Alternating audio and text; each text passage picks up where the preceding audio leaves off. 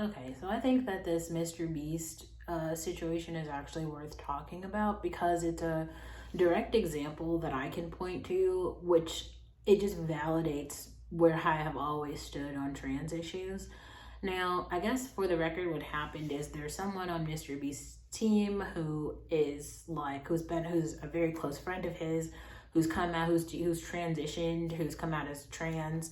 And I guess there were a bunch of men on the internet, like red pill men basically, who were saying like, this is wrong, like you've left your family. Sneeko said something, so obviously we all know what this fucking means. It's just like, they're basically trying to like use this person as an example and saying that Mr. Beast just stands for some, like, first of all, Mr. Beast was friends with the person I think before he knew they were trans. Like, he's been friends with this person for a very long time. So now that there's another part of this person's identity that has come out, like their orientation, how they're identifying, they are a trans person, like why would that impact that, like the friendship that that person has with Mr. Beast? So to me, this has absolutely nothing to do with Mr. Beast. Like it's not like I don't see him making a bunch of like content on his channel to now like transify his channel or something, or just really dehumanize trans people in any other way. Like, what he did is a perfectly rational thing to do. I think he just basically said, yeah, this is my friend, he's a trans person, or they are a trans person. I'm not sure how they identify, but that's all he said. Like, I feel like that's kind of what happened. And a bunch of people are now running and being like, you, blah, blah, blah, you're the like, trans people are a part of the world. And they are like humans. Like, everyone is humans are humans. Meaning that there are going to be multiple identifiers that any one person has attached to them. So that person's sexual identity or gender identity, so it also sounds like the person who transitioned is also a parent, and people are now classifying, oh well, you are so awful because like you're putting your children at risk. And it was like, what? Like, what? Like, yeah, they're like, you put your children at risk, like you're now trying to transify that. Like, some people are going to have trans parents, not everyone. Like, I think the people who are saying like, we don't want to have the library days or something where the drag queens come, I mean, they have kind of a point there, because then you're just like, you're introducing people who are like not a part of that community into the community strictly based on identity. That's not the same thing as having like, I don't know, a Taiwanese librarian who is like a librarian, but they just happen to have like a Taiwanese heritage. And so having the person there, if it's like a library that's like full of primarily like white people in the neighborhood, they're going to be introduced to someone with a different culture just because they are in the community. So like the person, Mr. Beast's friend, I don't know the person's name, but like just that person going through their regular life, so going to the library or picking their kid up from school, just doing all the normal things in their life, is like them existing in society, is them like helping other people understand what it means to be a trans person, and then just really just being civil members of society. But the weird part is like what we're watching is the pushback that I feel like all the like feminists have been fucking talking about forever.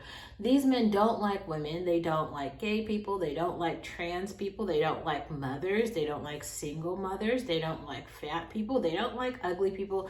They actually don't like anyone except themselves. I think secretly like these red pill men are just gay. Like, they like other men, and they like kissing ass to other men, and all day you see them being around other men. And then the talking points are supposed to be like, we like women. They don't like women. They also don't like trans people. Like, this trans person existing in the world and just having like Mr. Beast, yeah, he's like a really popular YouTuber, He's a really famous YouTuber, and they're gonna be like not lots of people, but he's going to have like people in his life, like his friends, his family members, and you don't get to choose who those people are. You don't get to say like, oh, because he is really popular now, his friends have to be this way, and they have to look this way, and they have to do these things so that they can conform to our like ideas of whatever. It does not work that way at all. Like, it doesn't work that way. If you like Mr. Beast's content, because he does produce really good content, then you can watch it.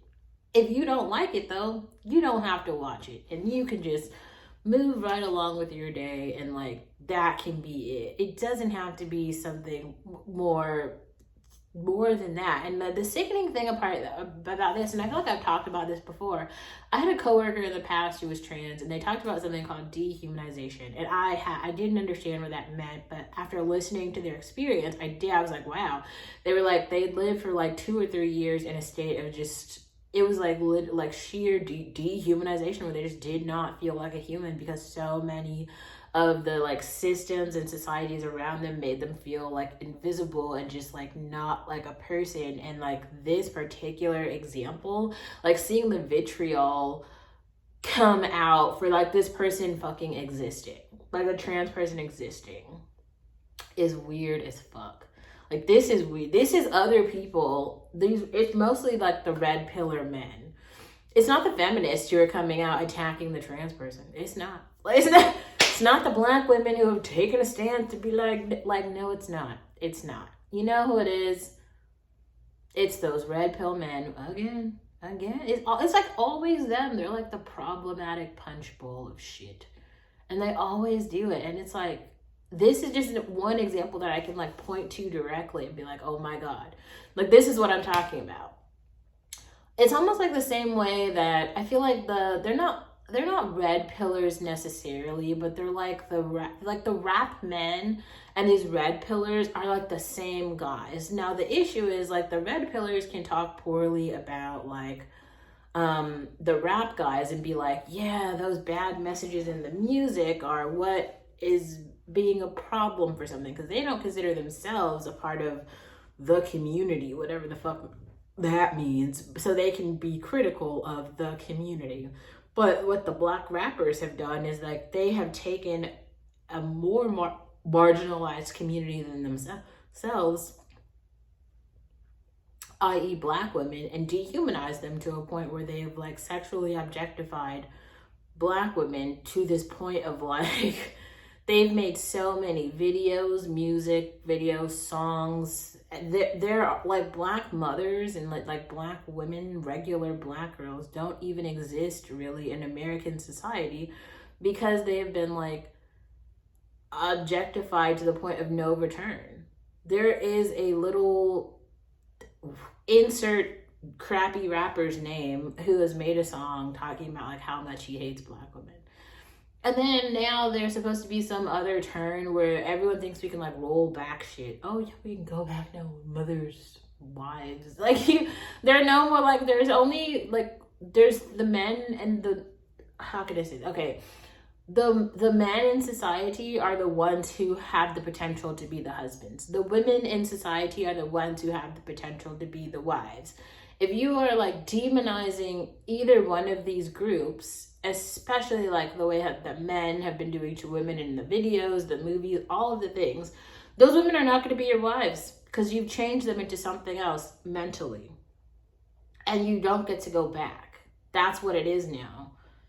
It's like if I melt my my credit card, right? I melt it. So see, it's plastic. It's a credit card right now. Well, it's actually metal, but if I use fire to change it into something else, now I'm like changing chemical bonds in that card. It isn't a card anymore. I can't use that card to pay for shit. I have to like request a new card or get another one, because that specific one isn't going to work anymore.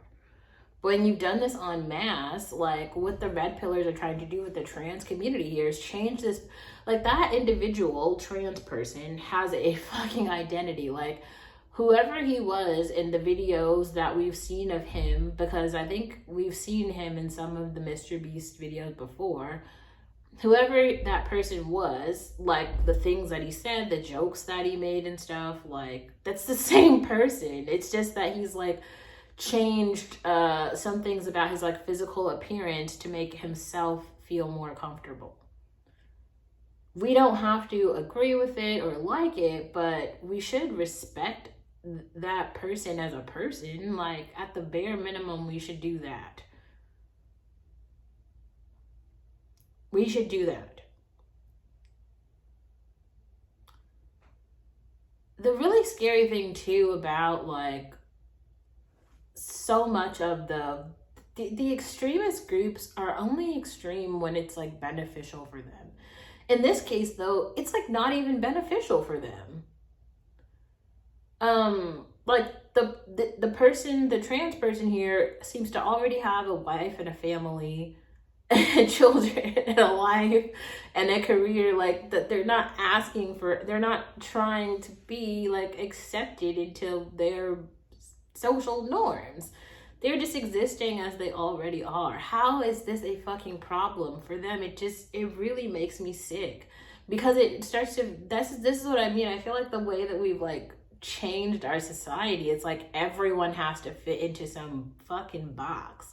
And it's like, if you don't fit very neatly into that box, not only is the problem you, but like you have to now change to become the thing that we are familiar with, so that we can clump you into this familiar category that we've already created. And I feel like there's people like me, probably if you're still watching my channel, you, who see yourself as fucking other. Like, we don't fit into their shit. Like, whatever they have classified, like, we don't fit in neatly into any of the boxes. So what does that mean for us? Well, it doesn't really mean, it actually doesn't mean anything. Like, their inability to understand us doesn't do or take away anything from us. It's just more like, when there's so many of us who have so many identities that fall external to the things that they understand, well, fuck, now there's like basically no, they have created this society where, and if you're a woman and you are beautiful, then you need to be like blue-eyed and blonde and white, or have like one of those and check one of those off. So if you're not that, then you're not even in the woman category. So like, this is another thing, and I feel like I made a video about this before, where I was like, I don't think Black women should play a part in the beauty industry at all. Like, even though Black women are spending this ridiculous amount of money on beauty products and all of these things, I think Black women should stop, because, like, why? Like, it's not like tomorrow we're just gonna be seen as like so different. No matter what you do, you could change your hairstyle, you could change your clothes, you could buy new shoes, get a new job, a new vehicle. You could fucking do anything, and it won't change the system part of it, right? That's what's weird to me. So I don't know. It's like how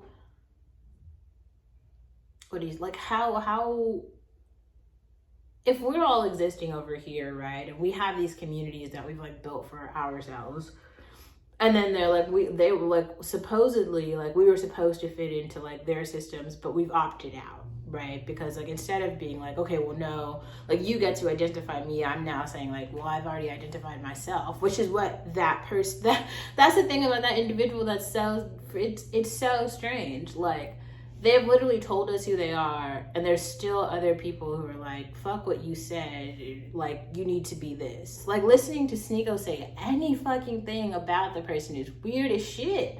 Like, why would he even care about the issue at all? Like, you literally told us, like, every fucking day that, like, you hate these people, and he has, like, a little Nazi clan of children who have also, like, converted to the dark side. Like, this would probably be the one issue you should stay far fucking away from. You know what I mean? Like, you should be like on the other side of this. You should be like, you know what? I heard something about this topic, and vehemently in my heart, I'm just so opposed that like I can't even bother. Like, that would be like an appropriate statement of like vitriol and hate that would match. But instead of that, like, all of them like clamored together to like attack.